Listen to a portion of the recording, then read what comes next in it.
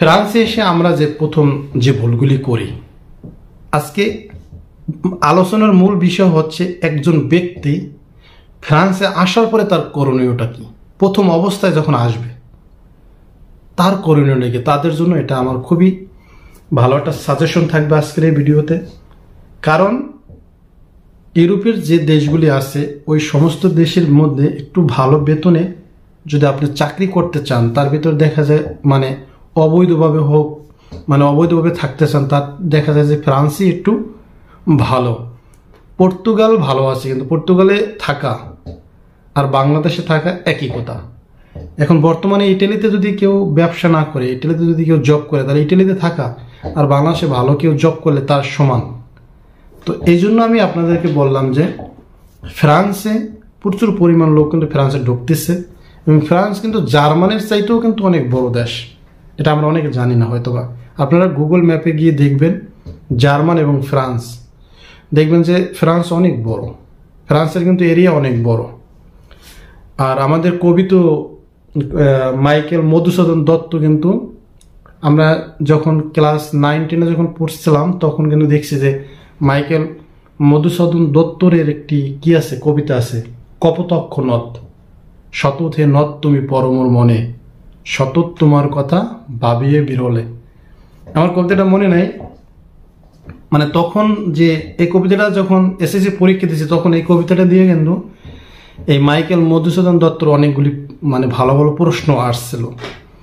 তো এই মাইকেল মধুসূদন দত্ত কিন্তু এই ফ্রান্সে এসেই কিন্তু এই কবিতাটা কি করছে, তিনি এটা তার দ্বারা সৃষ্টি হয়েছে এই কবিতাটা। এবং আপনারা যে যারা এই কবিতাটা এখন প্রজন্মে যারা পড়বেন বা যারা জানবেন, তারা কিন্তু ফ্রান্সে এসে এই কবি মাইকেল মধুসূদন দত্ত যে কি কষ্ট করছে সব কিছু কিন্তু আপনারা জানতে পারবেন। তাই সেই ফ্রান্স নিয়ে আজকে আলোচনা, যে নতুন যারা আসবেন তাদের জন্য আসলে করণীয়, তারা কি করবেন। প্রথম ধাপ, আমরা ফ্রান্সে এসে এই আসছি 2-1 মাস ঘুরি ফুরি না, আপনি ফ্রান্সে আসবেন।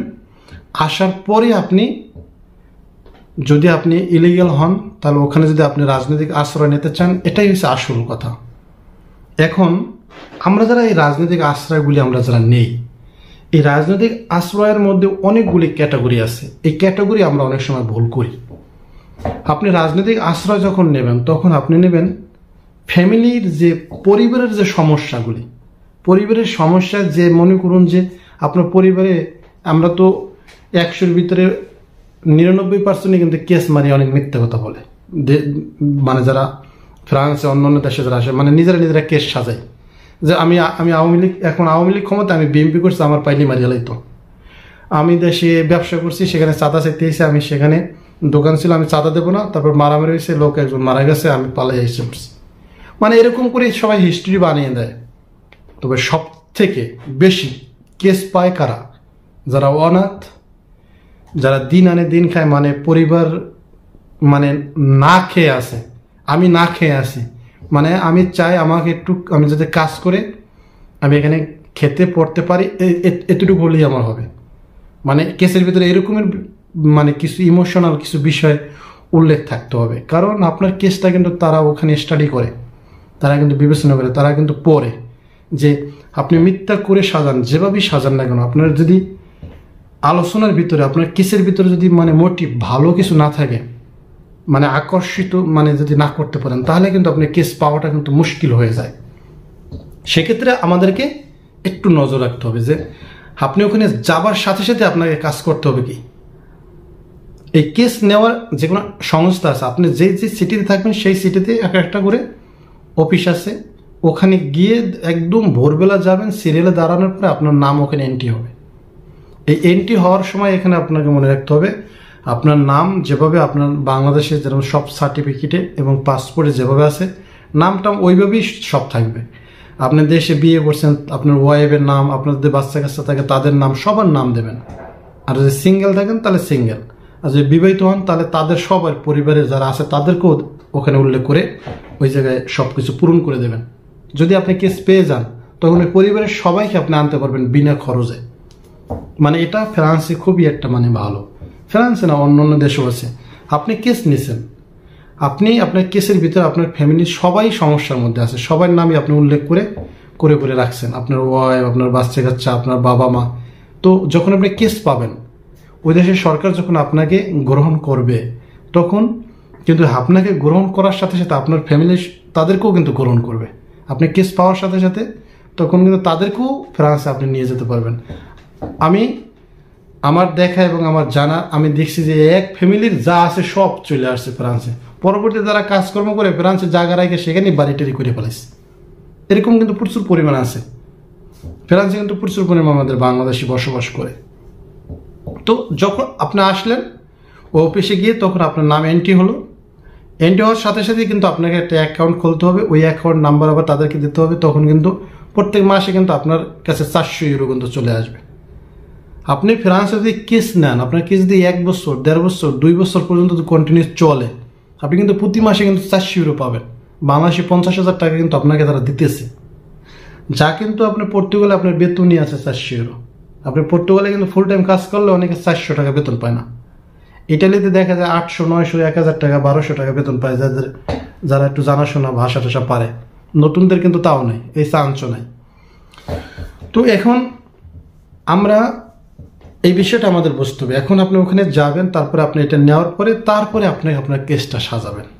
ওখান থেকে আস্তে আস্তে করে আপনার একটা অ্যাড্রেস দেওয়া থাকবে তাদের ওই সংস্থায়, ওখানে আপনার চিঠি আসবে এবং আপনার মোবাইলের সাথে তারা একটা অ্যাপসের সিস্টেম করে দেবে। সেখানে আপনার প্রত্যেকটা আপনার যে আপডেটগুলি আছে এগুলি আপনার নোটিফিকেশন আপনার মোবাইলে যাবে। আপনি জাস্ট পিন নাম্বার দিয়ে আপনি ওখানে গিয়ে চেক করবেন। আপনার ইমেল নাম্বার দেওয়া থাকবে, আপনার ইমেলও তারা ইমেল করবে, মানে আপনার ডাটা সবই তাদের কাছে থাকবে। এরকম প্রত্যেকটা ব্যক্তির ডাটা প্রত্যেক জনের নামে আলাদা আলাদাভাবে ওখানে কিন্তু এন্ট্রি থাকে, সুন্দরভাবে সাজানো থাকে।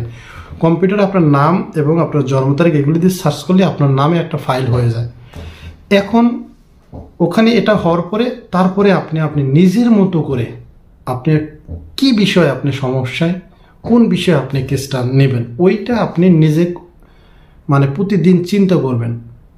মানে একদম আমরা যেভাবে গল্প করি না, গল্প বানাই, ওই রকম গল্পের মতো করতে হবে। আপনি যেমন সিনেমা দেখেন, একটা সিনেমার ভিতর 3 ঘন্টার ভিতরে পুরো হিস্ট্রিটা কিন্তু 3 ঘন্টার ভিতরে থাকে, প্রথম স্টেপ থেকে একদম লাস্ট পর্যন্ত। তো এই সিনেমায় যে আমরা দেখি, তা দেখার পরে কিন্তু আমরা কিন্তু পরবর্তীতে কিন্তু এটা কিন্তু আমরা আবার বলতে পারি যে এই সিনেমাটায় এই কাহিনী ছিল। আমরা কিন্তু ভুলি না, অনেক সময় আমরা কিন্তু বলতে পারি, আমাদের মুখস্থ হয়ে যায়। ঠিক আপনি যে কেসটা নেবেন, আপনার কেসটাও যাতে আপনার মাথার ভিতরে প্রত্যেকটা লাইনের অর্থ, প্রত্যেকটা লাইনের সেট, মানে সবকিছু যেন আপনার কি থাকে, একদম আপনার মাথার ভিতরে থাকে সেফ। আপনাকে যেখান থেকে প্রশ্ন যেভাবেই করুক না কেন, আপনি যেন উত্তর ঠিক মতো দিতে পারেন। ডেটগুলি যেমন তারিখ যেগুলি আছে সবগুলি যেন আপনার মাথায় সবসময় আপনি ধরে রাখতে পারেন।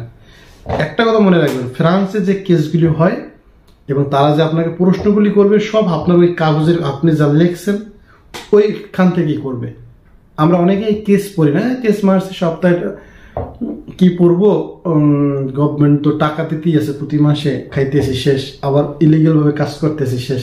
আমরা কিন্তু পরিশ্রম করতেছি না পড়াশোনার ক্ষেত্রে, আমরা অন্য পরিশ্রম গাদার মতো করতে পারি, কিন্তু পড়াশোনা করে ভালোভাবে যে আমরা একটা পরিশ্রম করে ভালো একটা পর্যায়ে যাবো এটা কিন্তু আমরা অনেকে করতে চাই না। রাস্তায় সারাদিন রোদের ভিতরে সিম কার্ড বিক্রি করতে পারবেন।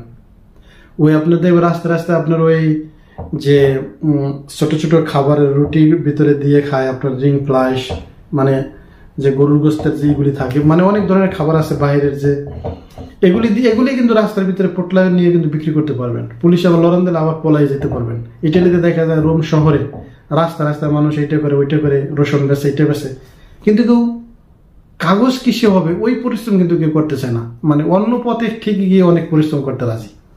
তো বিষয়টা হচ্ছে মানে এরকমের আমরা আমাদের পরিস্থিতি হয় আর কি এরকমের।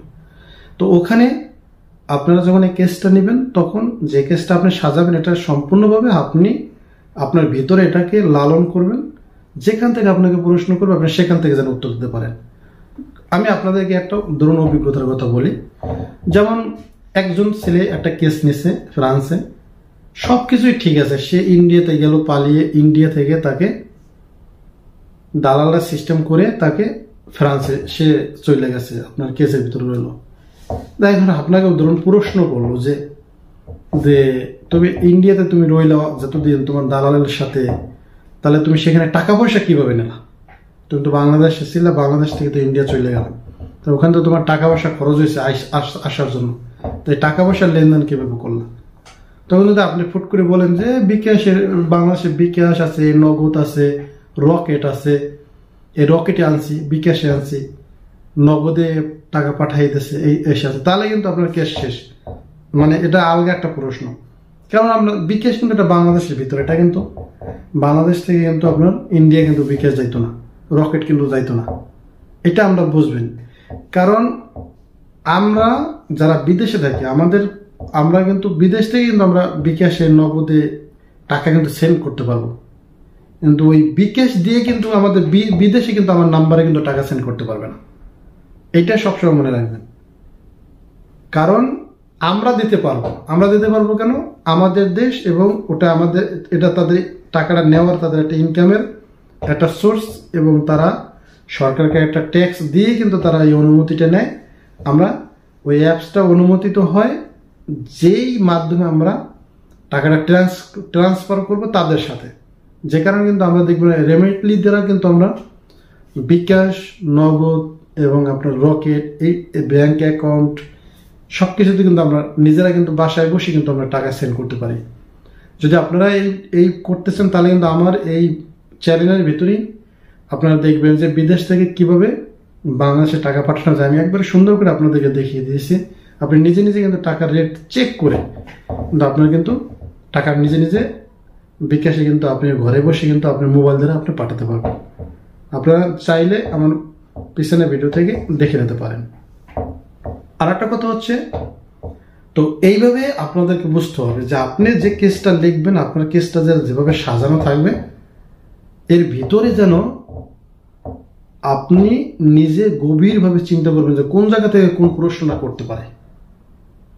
হ্যাঁ, কোন প্রশ্ন দ্বারা আমার আত্মারা আটকানোর চেষ্টা করবে, এই জন্য বারবার পড়বেন, বারবার পড়ে পড়ে পড়ে একদম মাথার ভিতরে একদম রাখবেন। কয়দিন মানে আপনি কেসটা পাওয়ার আগ পর্যন্ত জাস্ট এটাকে আপনি স্টাডি করে আপনি একদম মুখস্থ করে রাখবেন, যাতে আপনি সব প্রশ্ন উত্তর দিতে পারেন। তাহলে কিন্তু আপনি মানে 100% আপনি কেস পাবেন। তো আজকে কিন্তু কেস পাওয়ার এইগুলো আসল কাহিনী। আপনারা কখনই অন্যদেরকে দিয়ে কেস লেখাবেন না, অন্যদের কাছ থেকে অন্য কেস আপনার টাকা দিয়ে কিনে আনবেন না। ফ্রান্সে কিন্তু প্রচুর পরিমাণ মানুষ তারা কিন্তু কেস লিখে দেয়, একটা গল্প লিখে দেয়, ওটা তো তার মতো হবে, আপনার মতো হবে না। যদিও আপনারা এরকম করেন, তাহলে আপনি লেখা সবকিছু তাকে দেবেন, সে আপনাকে সাজিয়ে গুছিয়ে দেবে। লিখবেন আপনি, কিন্তু সাজিয়ে গুছিয়ে ওইটাকেই সে মোটিফাই করে সুন্দর করে একটা স্টাডি, মানে যারা লেখে তারা একটু আপনি তো হয়তো ওইরকম লিখতে নাও পারেন, তো আপনার জাস্ট আপনার যে মনের যে ভাবটা, মানে আপনি কি কেস নিতে চান এটা আপনি লিখবেন, লিখে তাকে দেবেন, সে আবার আপনাকে জাস্ট ওটাকে সাজিয়ে গুছিয়ে সুন্দর করে লিখে দেবে। যদি আপনার কোনো বাড়তি কোনো কিছু দরকার হয় সেটাও সে দেবে। এই তো এইভাবে করে কিন্তু আপনারা কিন্তু চাইলে কিন্তু ফ্রান্সে আপনারা কেস পেতে পারেন। এখন এই ফ্রান্সে কেস পাওয়ার পরে আপনার সুবিধাটা কি? হ্যাঁ, কেস পাওয়ার পরে কিন্তু আপনার সুবিধা আছে ফ্রান্সে, আপনি ডিরেক্ট ফ্রান্সের কাগজ পেয়ে যাবেন। মানে হয়তোবা আপনি রাজনৈতিক আশ্রয় নেবেন, ওই রাজনৈতিক আশ্রয়ের কাগজ কিন্তু আপনি সেখানে সব, মানে যে কাজ আছে আপনি কাজের জন্য আপনি বৈধভাবে সব কাজ করতে পারবেন, সুযোগ সুবিধা পাবেন। প্রতি আপনার মাসে পাওয়ার সাথে সাথে আপনার একটা ভাতা দেবে, টাকা পয়সা দেবে, তারা সহযোগিতা করবে। যতদিন কাজ না পান তারাই আপনাকে চালাবে, কোনো সমস্যা নেই, সব সুযোগ সুবিধা আপনাকে তারা দেবে। এবং ওই যে পরিবারে যারা আছে তাদেরকেও নিয়ে আসতে পারবেন। কিন্তু যদি কোনো রাজনৈতিক মার্ডার কেস বা অন্য কোনো নিয়ে যদি আপনি কেসটা নেন, তাহলে কিন্তু আপনি বাংলাদেশে যেতে পারবেন না।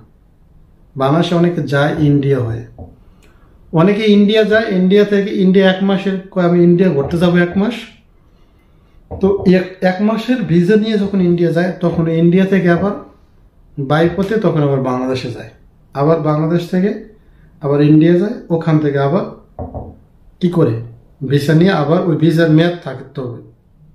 ফ্রান্সের এম্বাসি থেকে আবার ইন্ডিয়ার এম্বাসিতে ভিসা নিয়ে, ভিসা 1 মাস নিতে হবে বা 45 দিনে নিতে হবে। নেওয়ার পরে তখন ওখানে যায়, ওখান থেকে আবার বাংলাদেশে যায়, বাংলাদেশে থেকে ঠিক আবার পরে আবার মানে বাইপথে আবার ইন্ডিয়া যায়, ওখান থেকে আবার ফ্লাইট করে আবার তখন ফ্রান্সে আসে।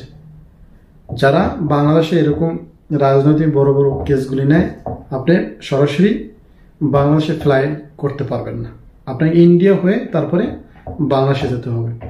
তো আমার মনে হয় আপনারা আমার কথাগুলি যদি মানেন, যারা মানে নতুন যাচ্ছেন বা ওখানে যারা পূরণ হয়ে গেছেন তারা।